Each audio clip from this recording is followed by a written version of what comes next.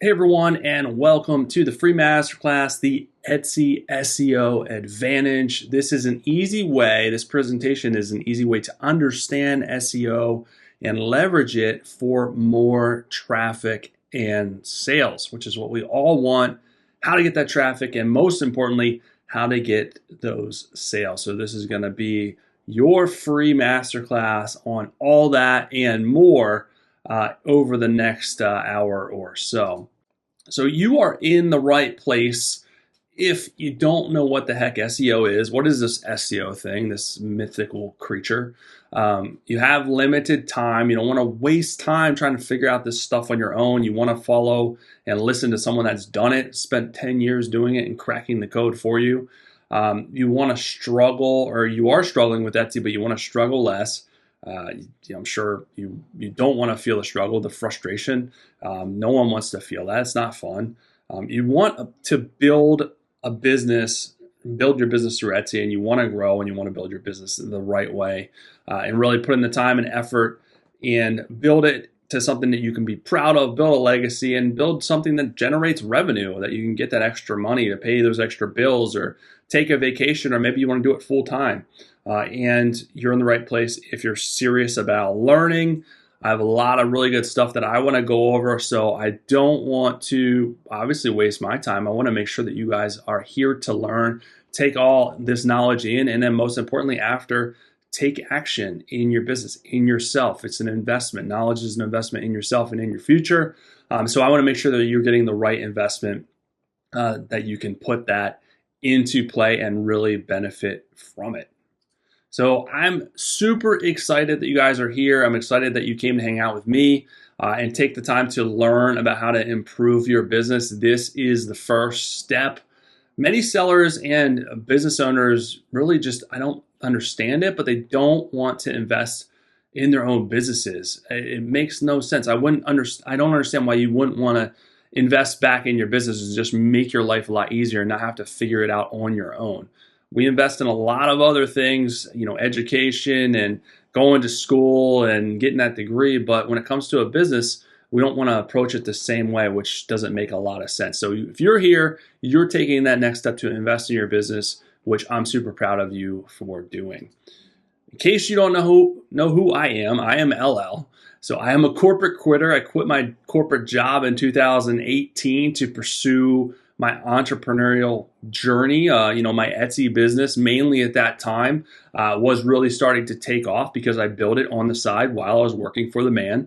And then I was making enough income to be able to step away and say goodbye to my corporate job and do my Etsy business full time. And my main thing was freedom over time. It wasn't about the money, although that is important. It was freedom over my time, to be able to dedicate time to my family and other things and dedicate time to my business when I wanted to and not have to ask permission to take time off, to go on vacation, to do all these other things. I wanted that time freedom.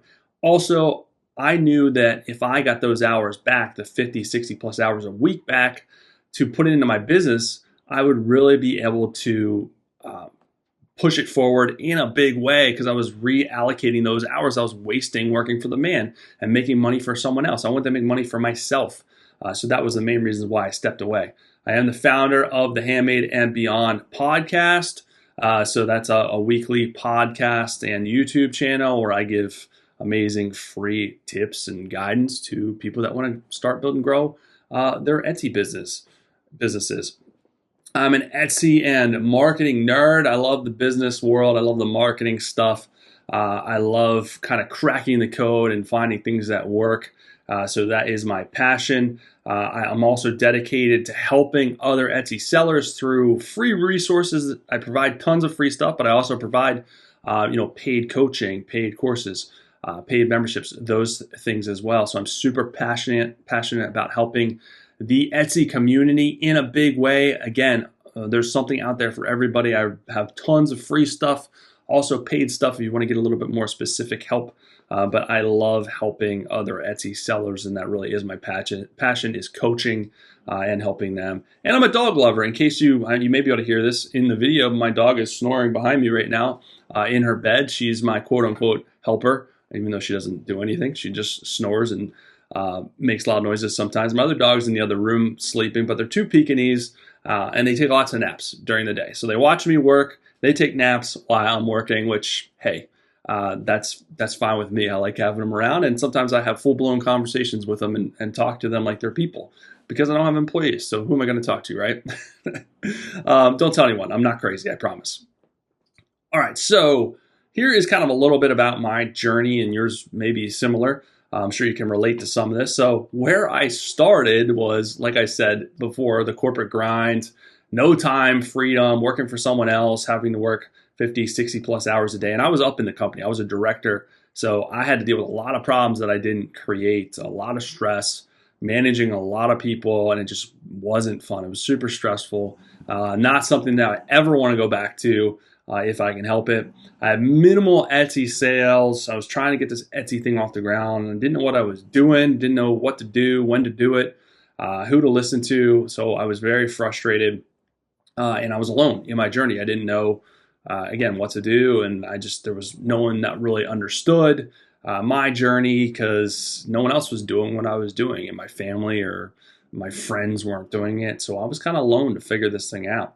But once I kind of cracked the code and figured out what worked and really dialed in what I was doing and learned what the top sellers were doing, I've been able to make over 520,000 in Etsy sales, more than that now because I took this screenshot a while ago. But I'm super proud about that. I still remember my first sale on Etsy, and I could never imagine $520,000 later. I mean, that's mind blowing. It's crazy, but it was a lot of sweat equity, a lot of frustration, a lot of freaking hard work that was able to get me there. It wasn't a get rich quick one tactic, one strategy. And I'm going to talk about a lot of that in this presentation. Now I have freedom over my time. I can work when I want. I can record this presentation for you guys when I want. I don't have to do it. I get consistent daily sales. It's probably been 2 or 3 years since I had a day where I didn't get any sales. So I've been able to build a system within Etsy to get daily consistent sales that I can rely on. I have a plan that I execute each and every day, each and every week. It alleviates frustration or alleviates unknown. So it's based on the strategies that I've learned. I put a structure in place to follow this plan to be able to continuously build my business. And I'm motivated and excited. Not only am I excited to share my knowledge to help other sellers, I'm excited for my own business because when things start working and rolling along, it's exciting. It's not frustrating anymore. And you get motivated and super pumped about what you're doing. But like I said before, it wasn't easy. A lot of people see the tip of the iceberg. They see a shop making tons of sales or tons of money, and they're like, oh, I could do that. I'll fix one thing and I'll be able to do that tomorrow. And it's super easy. It's not easy for anybody to build a business to this level. The good news is that you can do it, but just know going into it that it's not easy. There were lots of days that I wanted to quit, lots of days where I didn't want to work on my Etsy business. Before I left corporate America, during a lunch, I worked on my Etsy business, during breaks. I made lots of mistakes. I didn't know what the heck I was doing half the time. It took me the last 10 years to really dial things in to figure it out and refine what I was doing and put it into a repeatable process and system that saves me a ton of time and I avoid a lot of frustration. So it's a system that I've been following probably the last 4 or 5 years that has really made my life a lot easier. And a lot of that I can attribute to just taking the time to learn and invest in my business and keep pushing, keep chipping away at it. All right, so why am I doing this? Full transparency here. Why am I doing this presentation? In my corporate days, I did a lot of coaching and teaching. I really enjoyed seeing the transformation of success through coaching. It was super impactful. I had to coach a lot of my managers. Before I was a director, I was a manager, and I had to coach a lot of my employees. I had to do dozens of coaching every single week. So naturally, I became really, really good at it. So I really enjoy the coaching aspect of coaching people and coaching Etsy sellers now. Obviously, I'm not coaching employees anymore, but being able to coach people and being able to motivate them to dive in and grow their business and reach their goals and reach their successes that they want to see. And running my own Etsy business is great. Cracking the code to more sales is great. Seeing The progress is great, but what's really missing is my impact and ability to impact others. Hence, Handmade and Beyond was born. Handmade and Beyond podcast was born. The YouTube channel, all the free resources that I provide, free and paid, were born kind of out of my itch to continue to mold and coach people to reach their highest potential. And the full transparency of this is that I'm an entrepreneur at heart, which means I'm always thinking of ways to add and diversify revenue and revenue streams. And that's all part of success. Most successful people, entrepreneurs, have multiple revenue streams. So when one takes a hit, they're not all destroyed. So, of course, people do pay me for my time and expertise to coach them. Like I said, I do have paid resources as well. But I also help thousands of others through webinars like this, which is completely free. Again, I have the podcast, I have the YouTube channel, I have tons of free downloadables and resources that I will never, ever charge for, and people never give me a dime for. So either way, regardless, if I'm helping others and coaching others to reach their goals and success, it also allows me to earn a living. That's a win-win. So that is my why for doing things like this, and this is why I'm so passionate about it. I love teaching and coaching, and that is why I'm doing this webinar for you guys. So I really hope you appreciate it and get a lot out of it. That's why I'm putting all this oomph into this thing. So what is my goal for today? Yay, happy stick figure. By the end of this masterclass webinar, you will have a complete understanding of what Etsy SEO is, how it impacts your business, and how to use it to your advantage. That's the key. You want to be able to leverage this to your advantage. You're also going to learn the top SEO mistakes to avoid so you don't run into common pitfalls that hold a lot of Etsy sellers back. You're going to learn top SEO tips that you will definitely don't want to miss with some, like I said, some super secret pro tips. Insert any other cool adjectives in there that you guys are going to love. And then I'm going to talk about some additional amazing resources to help your Etsy business grow faster so you're not wasting your precious time. We're going to do a Q&A session. We're going to wrap up, and then we're going to say goodbye. I know it's going to be sad. I feel for you. And maybe if you're lucky, you'll get a free, or not free. I mean, they are free. You'll get free, amazing dad jokes thrown in. I'm sure you can't wait for that. All right, so diving right in, what is SEO? This is what it is. This is the short and sweet of it. I told you there'd be some amazing graphics in this presentation, and here it is. This is a work of art. Many overthink SEO, and it's like it's a mythical creature or Bigfoot or something like that. Unlike Bigfoot, it does exist, and you can learn to master it. Sorry, Bigfoot believers, I just need some more proof other than those foot castings. If you're a Bigfoot believer, I apologize. So search engine optimization is what SEO stands for. The short and sweet of it, like you can see here, it's how you get found. You have all these customers, and they either find you or they find someone else. The goal is to get them to find you. So the algorithm helps the SEO work and helps you get found. So basically there's a bunch of factors about sellers and buyers, and it shows the listings to who they think will be the best match. The only goal of the algorithm, the only goal in life, is for the customer to purchase what they're showing, what the algorithm is showing the customer for them to purchase. That is the only goal, is for them to get sales and make sales for Etsy. The algorithm is only concerned with making sales for Etsy.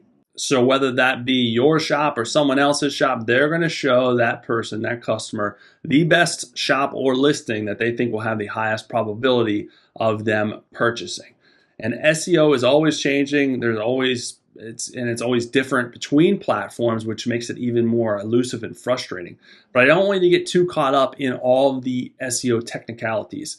This is where you get into trouble and get frustrated and give up. So I want to make it super, super simple for you guys without not worrying about all the technical stuff and jargon and all that stuff. All right, and before we go any further, I have an important reminder for you guys. And yes, this is a badass tornado I drew, and it's for sale in my Etsy shop for $5.99. Just kidding. But if you really want it, I'll put it in. But seriously, remember to focus on what you guys can control. The rest is just noise and will hold you back. In this training, I will give you specific things to focus on. And this is why there is a tornado in front of you right now. You cannot control this thing. So this is really driving my point home. Can't control a tornado. There's lots of things that happen in your Etsy business and Etsy that you guys cannot control. So it's important for you guys to remember that, because I see a lot of people that start to focus on things that they can't control and waste their time complaining about the things that they can't control, when that time could be better served put into their business and focusing on the things that they can control. So what is your number one goal with your Etsy business? And I'm going to tell you right now that your number one goal is something that you should always keep at the forefront and always keep in mind. Why do people sell stuff on Etsy rather than start their own website? Traffic. This is why it's funny when people say that they're going to leave Etsy to start their own website. You have to generate your own traffic, which is the hardest part. And if you've tried your own website, you know it's going to be crickets. You have to generate that traffic through social media, paid ads, yada, yada, yada. It's much easier to leverage the traffic Etsy is getting, is the millions of potential buyers and the millions of traffic visits that Etsy is getting every day. It's much easier to leverage that to work for you than trying to generate your own traffic. They have hundreds of millions of buyers coming to the platform. So your goal, your number one goal, is to get a very small piece of those buyers to your shop, to your listings. Let me show you how. I have 5 rules that I want you guys to follow that will help you leverage traffic and get more people to your shop so that you can make more sales, which is the game that we always play. So I have 5 rules. You can call them LL's rules to Etsy dominance or something similar, whatever you're going to call them. But seriously, if you follow these rules, you will get more traffic and sales and get your piece of that Etsy pie and your piece of the Etsy traffic. So here we go, diving into LL's 5 rules of Etsy dominance. Rule number 1. Rule number 1 is there must be a demand for what you're selling. This is important. Not sure why people forget this, but if there's no one searching for what you're wanting and for what you're selling, you will not sell your stuff. No one's going to be searching for it. No one's going to find you. No one's certainly going to buy stuff that no one wants. So you have to have you can have the most amazing shop in the world, but if no one wants what you have, then you're not going to make any sales. Doesn't matter. Do product demand research on Etsy, or you can use a tool, a keyword search tool such as Allura, which is a great tool. They have free and paid versions of it to do search for traffic and total traffic and all that good stuff. The products may not be the same as yours or your ideas, but you can still get a feel by looking at the subject matter or the topics for what you're searching for to see if this gold pendant necklace, is that getting a lot of people coming looking for it every day? Is it getting a lot of sales every day or every month? Okay, if it is, then you have a good chance of snagging some of those sales. If you sell something completely original, which is very rare, and most things are not original anymore, it will be hard to get traffic because, again, no one's looking for what you're selling because it's completely original. No one knows it exists. But you can hopefully anchor what you're selling or your items related to something that has high traffic. So maybe it's the subject matter is similar to something else that's getting a lot of traffic. Maybe you have a different invention or variation of that, a different accessory. So you can kind of leverage that traffic and know that audience of people are going to be looking for your thing, even though it's completely original, by using those keyword terms and that information in your listing. But more times than not, your stuff isn't original, so you can easily look up the subject matter or the content or the keywords related to it and see, is this getting a lot of traffic or not? Don't worry about competition. The key is it getting traffic or not? If it's getting a decent amount of traffic or a lot of traffic, you have a good chance of snagging some of that traffic through good SEO and the other things I'm going to talk about in this webinar. And we're moving on to rule number 2.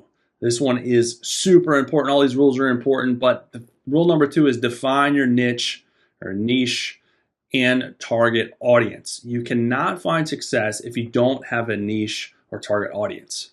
You cannot try to sell to everyone. I see so many people try to do this. They put up a plethora of different products ranging from mugs to shirts to shelves to knitted stuff all over the place, all over the map. You can't try to cater and sell to everyone. You're going to sell to no one.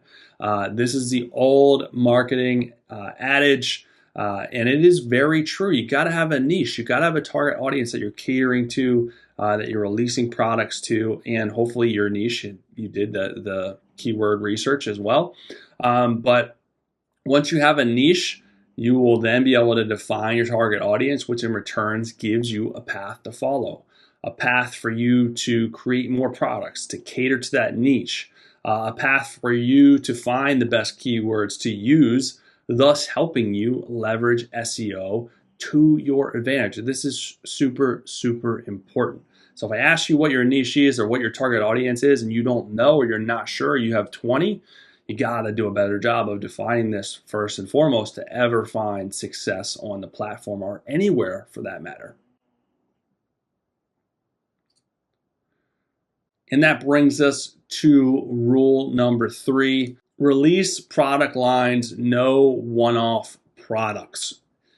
This is super important, all right? So if you really want to put gasoline on the fire and see quicker sales, you need to release product lines and just not a bunch of random one-off products. Here's an example. If a shop sells one animal print baby shirt and another shop sells 20 different animal print shirts with all else equal as far as the shops go and the SEO and all that stuff, which listing do you think Etsy will show the buyer first? The shop with the 20 animal print shirts. Why is that? Why do you think that is? Etsy's algorithm's only goal is to present buyers with the most relevant, best item they think will have the highest chance of selling or the buyer purchasing to make Etsy money. Like I said before, that's our only goal in life. Etsy, the algorithm, the only goal in life is to make Etsy money, other than maybe take over the world someday. Just kidding. Maybe. I don't know. If that person doesn't find an item that they like and leaves the platform, that hurts Etsy and that hurts you. So your goal, again, is to help the algorithm help you. How? By releasing product lines. Behind the scenes, this works by giving the algorithm more data, more keywords relating to the niche or customer search. More keywords equals more potential reach, more potential traffic, and more potential sales. So you can see how this will help you instead of just releasing one-off products and how the algorithm looks at different shops and the number of items and all the keywords and all these things are at play. All right, and now we are on to rule number 4. We are almost done with these rules. Do product keyword research before releasing new products. So you need to be doing, the theme of this is do your research beforehand so you have a path to follow. You're not just wasting a ton of time throwing mud on the wall. So I know this stick figure is crying because a lot of times we hate doing this front end stuff. Putting products out to the market is a lot more fun, but it's not that bad. Similar to rule number 1 that I already talked about with researching your niche before starting. So many shops throw mud on the wall without seeing their business, without seeing if there is a demand or potential sales for a new product. You need to see this first, otherwise you're wasting your time making the product and doing the listing and putting it out there. And just because you have a winning niche doesn't mean every one of your products will do well. So the more research will increase your chances of future products doing well and future products selling. Again, don't waste your time making a product that has low traffic, low potential of success. This just does not make any sense. We want to at least see if there's a potential to snag some of that traffic, and we can do that by seeing the demand, researching keywords. Arm yourself with the data to know if it's viable or not. Otherwise, again, you're wasting your time. Again, many sellers do this. I see it all the time, and it's a huge mistake, huge time suck.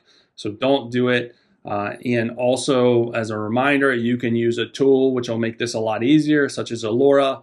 There's other tools out there, eRank, Marmalade, there's a bunch. I use Allure. I think they're the best, easiest to use, but hey, it's a personal preference, but use some type of tool if you're a serious seller to do this stuff. The last rule I have for you is rule number 5, and this one is have a strategic, consistent listing strategy. Super important if you guys want to see success faster. Your work is never done, and if that's your plan, then you probably won't last. If you want to do a chunk of work and then be done and just let things ride, let things go, just sit back and rake in the cash, rake in the sales, it's never going to happen that way. Your Etsy shop is always a work in progress. There's always things that you have to do and continue to work at each and every week. It's a job. It's not, you got to treat it like a job. You can't just throw it out there and have a get rich quick thing. It doesn't work like that. So if you have that perception, that mentality, you're probably not going to last. You've probably heard the old adage, if a business is not growing, then you're dying. And the single best thing you can do to continue to grow is add more listings. This will literally help your shop grow in listing number, but it will also help you grow with sales and revenue totals as well. Your goal should be to have new listings every single week. But an important thing to remember is to follow the previous rules I set out for you. You must be strategic. Do that research, the keyword research, the product research, and not just throw mud on the wall and try to check a box. This consistent listing strategy will be the single best thing you can do to grow your business, because you're going to learn what starts to do well, which keywords start to perform well, which products are doing well, and then you're going to start doing more of that. So what do I mean about strategic and being strategic? Because it's consistent listing strategy is important, but I put strategic consistent listing strategy. So what do I mean? So listings based on, of course, research and demand is important, but that's not the only way to be strategic. You can use Etsy and its customers. They give you a ton of information you can use to your advantage to guide you for future decisions. You can use what's selling or getting a lot of traffic to create more listings in that space. Chances are that will do well, so pay attention to your listing stats. You can use what customers are asking you for to create winning products. I've done this time and time again. Customers will ask you for stuff, and 9 times out of 10, tons of other people want the same thing, and they have great ideas, and you're going to take those ideas and offer them to everybody, and you're going to see an influx of sales. So listen to your customers. You can also do bundles and sets to increase sales and revenue. So this is a whole other rabbit hole I could go down, but we don't have enough time for that, but that's something that you can do.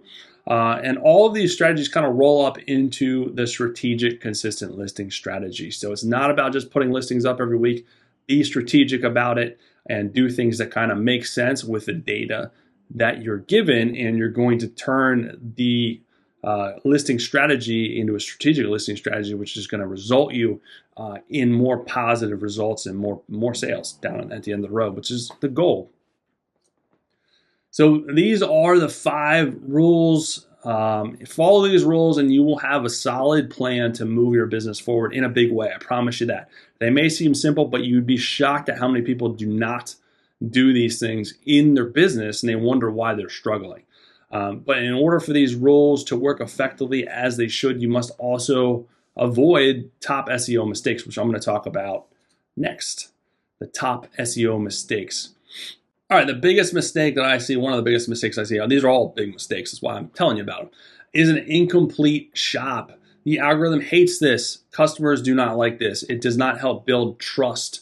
You got to have trust for people to want to check out and buy from you. And the algorithm sees that people aren't buying as frequently from shops that are incomplete, so they're not going to send traffic to them or as much traffic to them. So it hurts you in twofold way. If people do happen to find you, you're not going to be as trustworthy, and also the algorithm doesn't like it, so they're more apt to send you less traffic. What do I mean by incomplete shop? This is everything in your shop that you need to go through. All the stuff that has spaces to fill in stuff. Banner, logo, announcement, about section, shop members, FAQ section, policies. All of these are important to help build legitimacy and trust so that people will buy from you, and the algorithm will send you more traffic. Doesn't have to be perfect, has to be filled out. You can iterate and improve this stuff later on, but make sure you're going through and completing your shop and all of the shop sections. The next one is similar to an incomplete shop, which is of course incomplete listings. So you need to of course have a complete listing so people get a complete picture of what they're buying, and you can entice them to buy. And there's no better way than having a complete listing. What do I mean by this?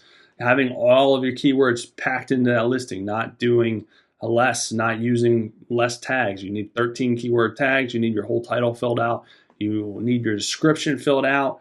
You got to make sure all your pictures are there, every angle showing the item in its space, how it's used, help people visualize it, a video, attributes. Missing attributes will hurt you, so make sure you're filling in all the applicable attributes. Again, the description is very important to explain who should buy the item, what it's used for, instructions, checkout instructions, all that good stuff. And value terminology to help them entice them to buy. So make sure all of that stuff, take the extra time, fill out your listings completely. A lot of people just kind of check a box and they fill them out haphazardly, if I can say that. Throw it up there, and then they never get they don't get traffic, and they certainly don't get sales. They're wondering what's wrong, and I look at it and it's hot garbage. So take the extra time to fill out your listing so it looks professional, it looks complete, and it will also help the algorithm send traffic to it because all those boxes are checked. The next one is keyword mistakes. And what do I mean about keyword mistakes? This is basically back to my rules, not researching the appropriate keywords to put in your listings. So you're having low performing keywords that are just not getting traffic. Of course, that's going to hurt you. Incorrect keywords, meaning you're targeting an incorrect audience. People are finding your listing that are certainly not going to buy. It's not what they're looking for. And then also structure and placement of those keywords, such as long tail keywords should be first in your title to start with. There are other strategies and a lot of other strategies that I talk about in some of my other resources, but that is a starting strategy that could bode well for you. So make sure you're placing your keywords appropriately in your title, choosing the correct keywords to put in your tags, having keywords in your description as well, but not in a spammy way, which actually I'm going to talk about next or soon. So keyword mistakes do hurt your listing performance. The next is too many changes. A lot of people make the mistake, okay, I have my listing up for a week, it's not performing, not getting any traffic, I'm going to change it. Not getting any traffic, I'm going to change it again, I'm going to change it again. What that does is hurt you because the algorithm doesn't know what the heck is going on, doesn't have time to categorize all your keywords to send traffic your way. It sometimes takes months for the algorithm to really start kicking in and sending you traffic. So if you keep making changes, it's going to hurt the performance more and more, and then the algorithm's just going to kick it back in search. It's going to be really hard to bring it back and have it perform again. So don't make changes. I recommend making changes every 3 to 6 months. Give it time to simmer and kind of see how it's performing. You can use the listing stats to help you make those changes depending on how many visits you're getting, how many sales you're getting will really tell you a lot about the performance and help you troubleshoot that listing. So don't make too many changes. Be patient, which is really hard for a lot of sellers, I know, but you got to be patient. There's plenty of other things you guys can work on in the meantime, such as new listings and such as updating your shop while you're waiting to see how those listings are going to perform. And the last one, like I mentioned earlier, I got ahead of myself, is keyword dump in your descriptions. People still do this, which is shocking. They just put like a list of keywords in their description with hashtags or no hashtags, a whole list. That looks terrible. It looks spammy. Don't do it. The algorithm will recognize that you're doing it, and it certainly will not help you. That's not what they want. It just does not look professional, so do not keyword dump. All right, and naturally, the next progression, now we talked about keyword mistakes, we're going to talk about top SEO tips. So follow my rules, don't make the mistakes I just talked about, and apply these tips, and then you'll, as they say, be cooking with gas. So the next tip I have for you, or the first tip I have for you, is pack in keywords. So use your full title and tag space for quality keywords you've researched. Also use them in your description written in a paragraph form without keyword dumping. This will go a long way. Like I said earlier, more keywords, especially more quality keywords in your listing, more potential to be found in search, more potential for a bigger audience, more potential for sales. So it's a numbers game to a certain extent, and it will definitely help you if you're packing in those quality keywords in your title, tag, and description. Number two is use categories. Categorize, did I say that right? Your stuff into categories in your shop. You can separate it out, and these work as small landing pages. So it helps you curate what you're selling. So if you sell t-shirts, mugs, whatever you're selling, do a t-shirt category, do a mug category, or you could do it by subject matter: cat category, dog category, horse category, farm animal category, whatever you want to do there. So use it, because those keywords that you're using for your categories will help you and be counted in SEO, and they also work as mini landing pages. And it also is more customer friendly because you're curating it for the customer. The next is listing attributes. These are what I talked about earlier. So if it has a special occasion, if it has a season, subject matter, material. So all the attributes that pop up when you put in your shop or your listing category, or your product category rather, it will give you attributes, and they change for whatever you're selling. They're going to always be different. Go through and fill out as many of those as possible so you don't get filtered out. Because some people, they'll put in the search bar, they'll search for something, and then Etsy on the left-hand side lets you filter stuff out without continuing to just search, so you can get a more refined search of products. So if you don't have attributes filled in, you're going to get filtered out. And don't fill out attributes that don't apply. That's another thing that can hurt you. You only want to do the attributes that apply, but you will at least have a couple that apply. So make sure you're filling them in so you do not get filtered out. Super, super important. The next is use long tail keywords. I alluded to this earlier. I got ahead of myself. Long tail keywords are a specific set of keywords, 3 or keywords put together to form a phrase. So long tail keywords are important to use first in your sentence, or just in your sentence in general, because they're usually more specific, and more specific keyword phrases help relate to a more specific audience, and those are going to be higher value and have increased your chances of those people liking and buying your product. So long tail keywords are really, really important to use in your title, and a good place to start. You can find the best long tail keywords again by doing research or seeing what has worked for you in the past and reusing and putting some of those keywords together to form long tail keywords. Like gold pendant necklace, that is a long tail keyword. A gold pendant heart necklace, again, long tail keyword. It's a phrase, but if, again, it gets more specific. So if someone is searching gold heart pendant necklace in search, chances are you have that first in your title, and your listing is going to show up, and they're going to find you, and it's going to be more specific what they want, and there's going to be a higher chance of them buying. The next tip I have for you is backlinks. Backlinks are links to other items, related items in your shop. You just basically go and copy the link. So if you go into your listings and you do a little gear icon, you can do share listing, and there's a link there. You copy that listing, you put it in your description. You can do like 1 or 2. Don't go overboard, and make sure it's related to that product. So if you sell a necklace and you have matching earrings, like, hey, like this necklace, want the matching earrings, here you go. And here is the link. So chances are maybe they'll add the necklace to their shop, and then they'll go and add the matching earrings to their shop, thus increasing your revenue. A lot of times customers do not come and look at your whole shop. They'll find your listing in search and then either buy or not buy. This is keeping them engaged in what you're selling in your other stuff, and also increasing your revenue. So backlinks are pretty cool and a great way to get more sales and increase your overall revenue. And now for the time that you've been waiting for this whole time, the top secret pro tips I'm going to share with you guys that really kind of go a long way if you follow them. And this will really put gas on the fire, straight racing fuel to accelerate your business. So this stuff is really, really good. Let's go. The first one is A/B testing. You're probably wondering, what the heck is this A/B testing? A/B testing, in most simplest terms, there's a lot of strategies that I coach to and teach in my other courses, but the simplest way to explain this is you're putting 2 like listings up. You're selling the same thing, but you're changing something on one of the listings. The easiest way to do this is through keywords. So you're selling one gold pendant necklace. You have specific keywords to that.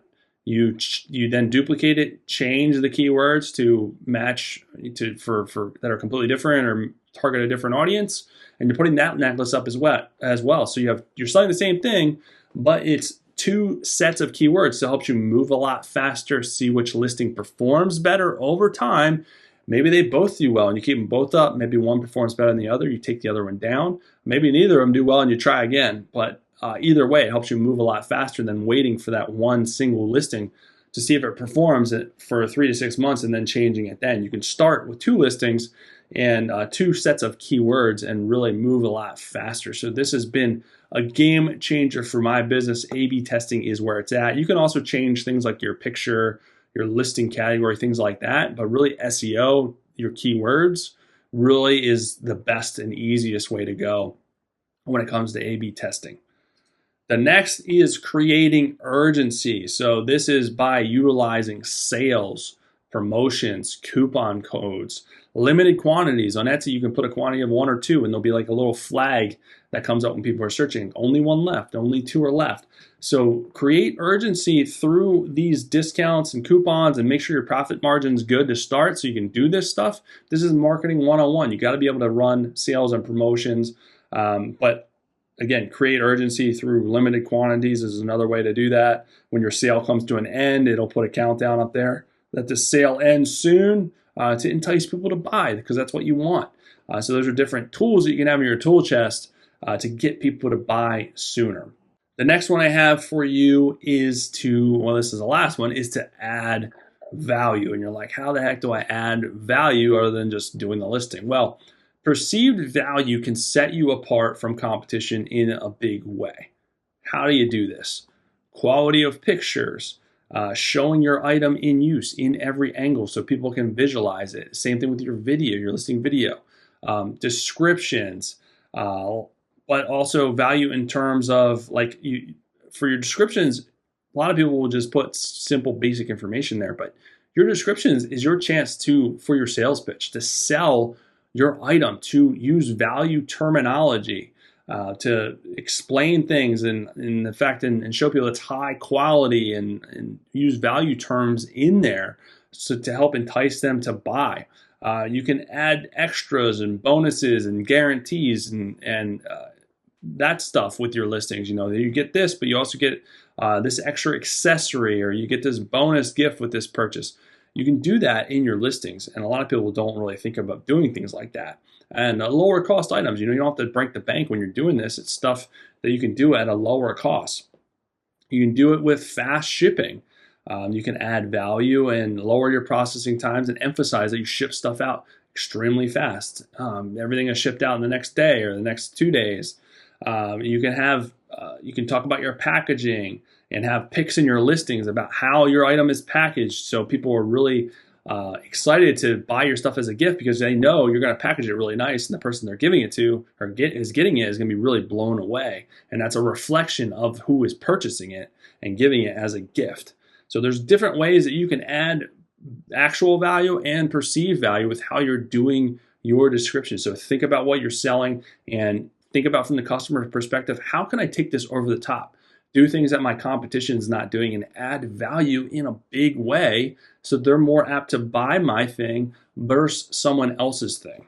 All right, so here are the next steps before we get into some Q&A for today. I hope you found today's training useful. I packed in a ton of stuff into this training for you. This is all stuff I have done over the last 10 years that has really helped set my shop apart from the rest.